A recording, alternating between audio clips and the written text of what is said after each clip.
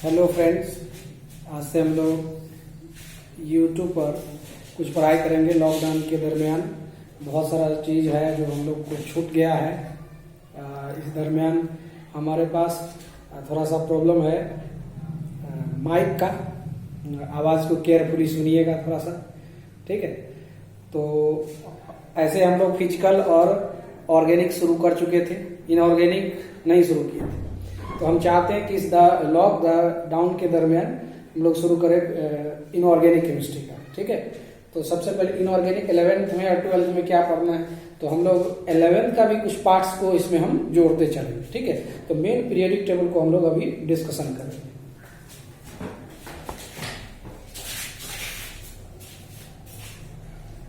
Periodic table, इसको हम लोग एक एक करके डिस्कशन करेंगे।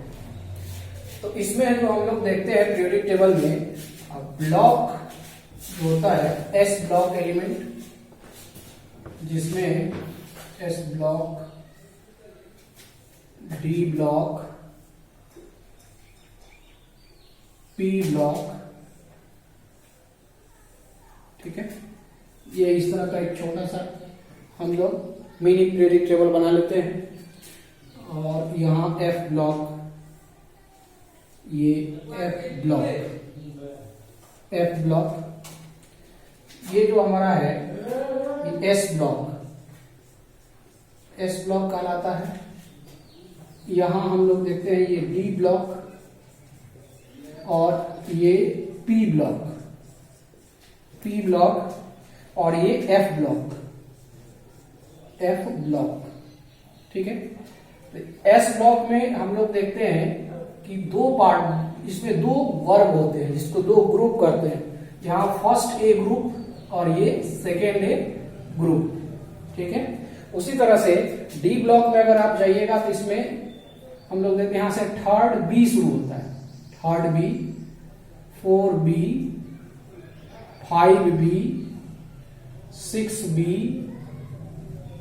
7B और 8 में 3 ग्रुप होता है।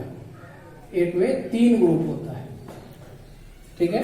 8B में जैसे ही जाइएगा तो यहाँ 3 आ जाता है, जिसमें आयरन हो गया, कोबाल्ट और निकेल। और जब आप फर्स्ट बी में देखते हैं तो यहाँ कॉपर और सेकेंड बी में जिंक, ठीक है। यहाँ पर देखते हैं तो ये थर्ड ए होता है, थर्ड 4B होता है और 4A होता है, 5A, 6A, 7A और यहां 8A। ये जीरो ग्रुप एलिमेंट भी इसको कहते हैं, जीरो ग्रुप, ठीक है। ये भी कहा जाता है। ये एफ ब्लॉक में आप देख रहे हैं कि एफ ब्लॉक इसी से रिलेटेड है। तो ये एक छोटा सा मिनी पीरियोडिक टेबल है। अब इसी में जो अलग अलग डिवाइड करके सबका प्रॉपर्टी हम लोग डिस्कशन करते हैं। जैसे कि हम लोग सबसे पहले हम लोग इसमें शुरुआत यहां से करेंगे, हम लोग एस ब्लॉक एलिमेंट्स, ठीक है। तो अगर आप लिखना चाहते हैं तो इसको नोट कर सकते हैं।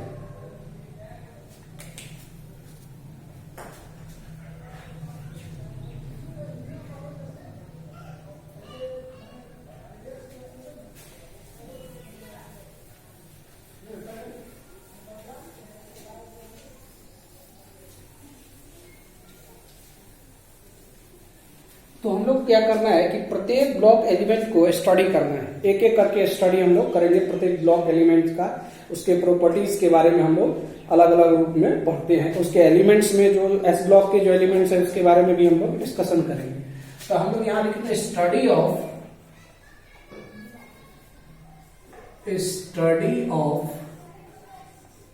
एस ब्लॉक एलिमेंट्स,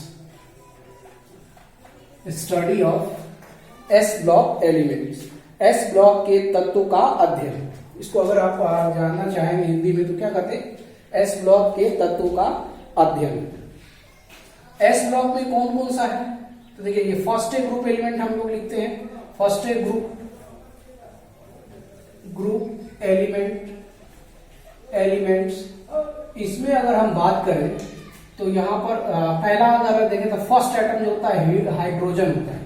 उसके बाद होता है लिथियम, उसके बाद सोडियम, पोटेशियम, रुबिडियम, सीजियम और फ्रांसियम, ये इस तरह का आता है।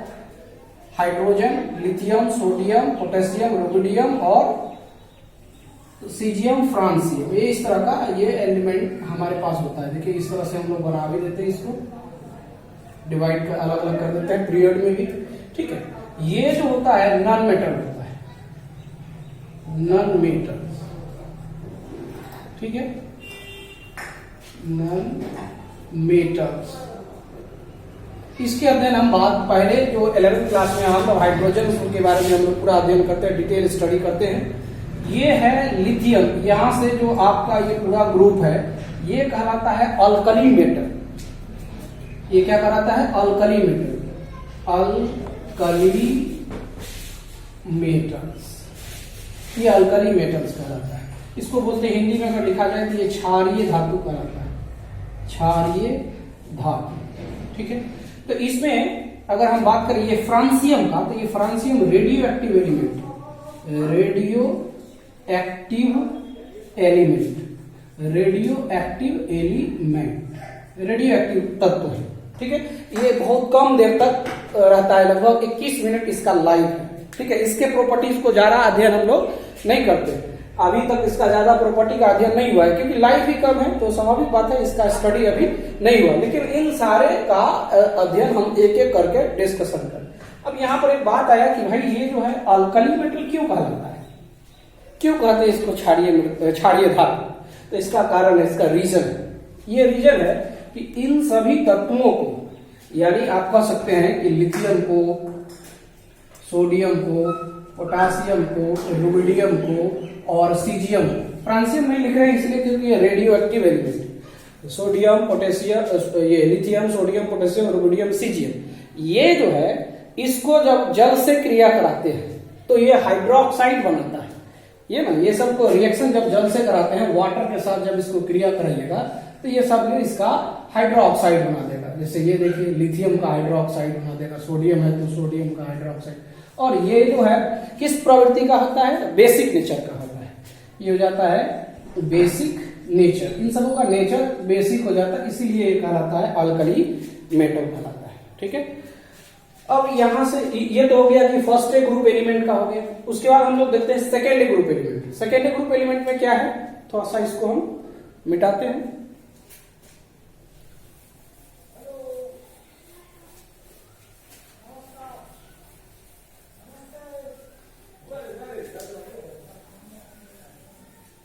दूसरा है जो सेकेंड ए ग्रुप एलिमेंट, इसमें बेरिलियम है, मैग्नीशियम है, कैल्शियम है, स्ट्रोंशियम है, बेरियम है और एक रेडियम, ठीक है। ये इस तरह का इसमें हम लोग देखते हैं। यहां पर बेरिलियम को छोड़कर, ये एक्सेप्ट बेरिलियम, इसको छोड़कर एक्सेप्ट बेरिलियम, इसकी प्रॉपर्टी की अध्ययन हम करेंगे। लेकिन ये जो इसको छोड़ के सभी को अल्कलाइन अर्थ मेटल कहते हैं। ये जो है ये सभी को क्या कहते हैं? Alkaline earth metal, alkaline earth metal, alkaline earth metals, क्षारीय मृदा धातु, ये हो जाता है क्षारीय मृदा धातु, ठीक है। मृदा मिट्टी से रिलेटेड है। अब ये बात हुई कि भाई ये क्षारीय मृदा धातु क्यों होता है? तो इसके जो ऑक्साइड और इसके जो हाइड्रोक्साइड होते हैं वो सब किस प्रकृति के होते हैं? क्षारीय प्रकृति के होते हैं। यानी कह सकते हैं कि कैल्शियम मैग्नीशियम का ऑक्साइड, यानी ऐसे भी लिख सकते हैं oxides of these elements, oxides and लिख सकते हैं हाइड्रोक्साइड्स, ऑक्साइड्स एंड हाइड्रोक्साइड्स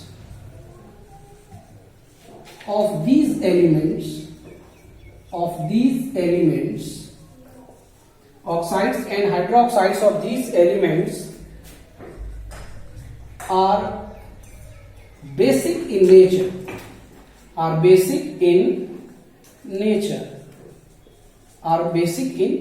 ये सब हाइड्रोक्साइड, ऑक्साइड और हाइड्रोक्साइड इसके जो किस प्रवृत्ति के होते हैं? बेसिक नेचर का। भाई बेसिक नेचर का ये भी है, वो भी बेसिक नेचर का है, तो उसको अल्कलाइन अर्थ मेटल क्यों कहते हैं? अल्कलाइन अर्थ मेटल इस मामले में कहते हैं कि ये सभी जो है ये भूपर्पटी के ऊपर पाया जाता है, भूपर्पटी पर पाया जाता है, इसीलिए इसको कहते हैं अल्कलाइन अर्थ मेटल। अगर आपको जनरल अगर आप जानते हैं तो आप पढ़े होंगे कि कौन सा तत्व सबसे अधिक पाया जाता है नेचर में, तो आप क्या जानते हैं? आप जानते हैं कि ऑक्सीजन होता है, जानते हैं ऑक्सीजन होता है, और उसके बाद क्या है? सिलिकॉन होता है। ये क्या है? एलिमेंट्स की बात हो रही है। उसके बाद अगर सेकंड थर्ड की बात होगी तो एल्युमिनियम हो जाता है, उसके बाद एल्युमिनियम के बाद आयरन की बात होती है, और आयरन के बाद कैल्शियम, कैल्शियम के बाद मैग्नीशियम। ये इस तरह का ये टर्म बनता है। जनरल कंपटीशन में भी ये क्वेश्चन पूछा जाता है कि ऊपर ये जो आप जानते हैं कि नेचर में सबसे अधिक कौन से तत्व, तो ऑक्सीजन। दूसरा क्या होता है? सेकेंड मोस्ट एबुडेंट एलिमेंट, तो वो हो जाता है ये आपका सिलिकॉन का होता है, और थर्ड क्या हो जाता है? एल्युमिनियम। अब इसमें क्वेश्चन फंसता है इस मामले में, कहता है कि धातु सबसे अधिक कौन पाया जाता है, यानी मोस्ट एबुडेंट मेटल्स, धातु की बात हो जाएगी, तब धातु की बात आएगी सबसे पहले एल्युमिनियम है। लेकिन ज्यादातर लोग सोचते हैं कि ये ऑक्सीजन कैसे लिख दीजिए, ये तो होता है एल्युमिनियम। तो वहां भाई साहब आप एक चीज देखिए, उसमें लिखा हुआ रहता है मोस्ट एबुडेंट मेटल, तो मेटल है तो एल्युमिनियम होगा, लेकिन अगर तत्व बोल दिया तो तत्व में तो आ गया, मेटल नॉन मेटल सब ना आ गया, तब उसमें क्या होता है? ऑक्सीजन होता है। और सेकंड अगर पूछेगा कि सेकंड लार्जेस्ट या कह सकते हैं मोस्ट एबुडेंट, तो उसमें क्या हो जाता है? सिलिकॉन। और थर्ड पूछ देगा तो थर्ड में क्या हो जाता है? एल्युमिनियम। लेकिन धातु में अगर पूछ देगा तो एल्युमिनियम ही होगा, क्योंकि ये ऑक्सीजन नॉन मेटल है। ठीक है, तो ये सब चीज थोड़ा सा ध्यान में रखें। और ये देखिए कैल्शियम, यहाँ देखिए मैग्नीशियम, देखिए तो ऊपर पट्टी पर भी तो पाया जा रहा है। अब ठीक है, स्थान ज्यादा ये आप कह सकते हैं कि इसका जो स्थान है वो कैसा हो? 1 2 3 4, यहाँ 5वां स्थान हो गया कि नहीं?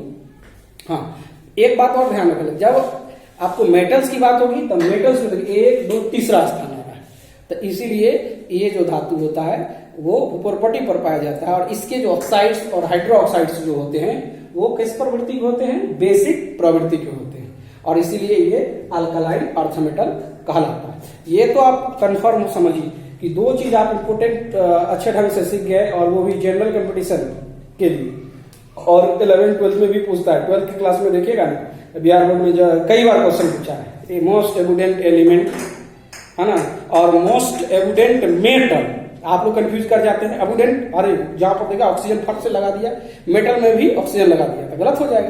कभी कभी ऐसा भी होता है कि आप लगा देते हैं ये एल्युमिनियम वाले में, तब तो पूछ दिया आप लगा दिया एल्युमिनियम में, है कि ऑक्सीजन, है ना। थोड़ा सा इस बात को केयरफुली हम लोग को देखिए। अगर चाहते हैं इसको भी लिखना सीक्वेंस को, तो आप लिख सकते हैं।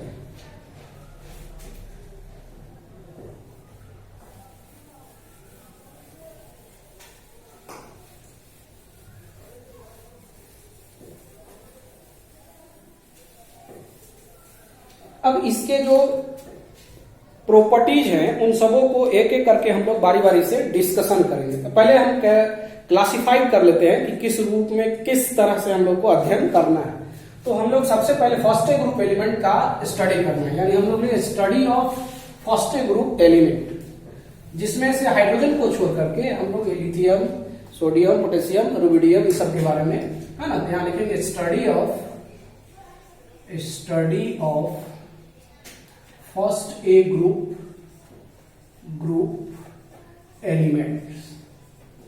Elements first A group element का अध्ययन करेंगे।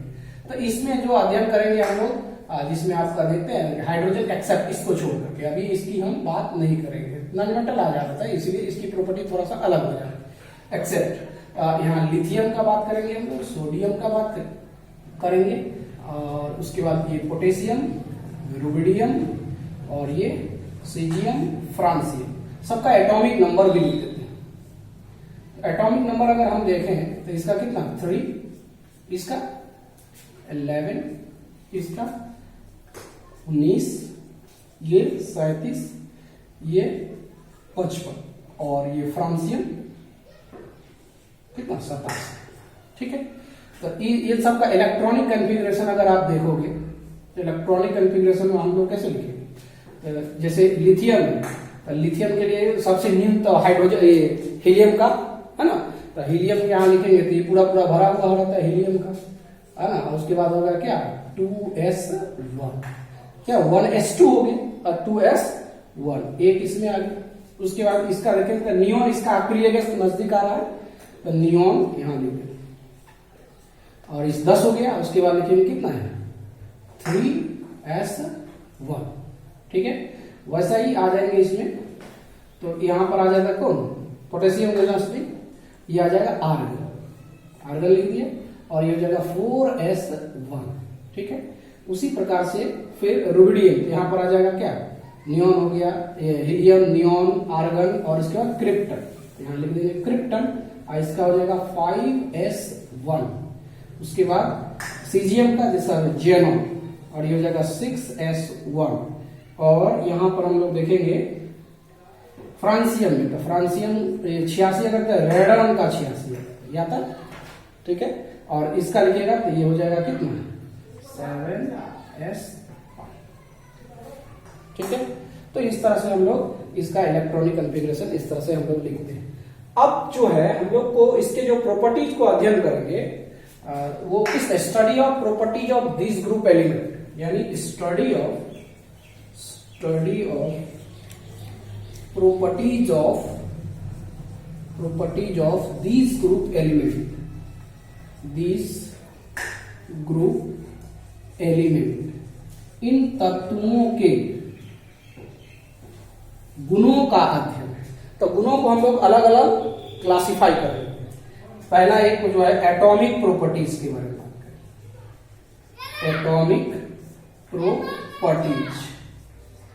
एटॉमिक प्रॉपर्टीज, ठीक है। दूसरा फिजिकल प्रॉपर्टीज, ठीक है। और तीसरा केमिकल प्रॉपर्टीज,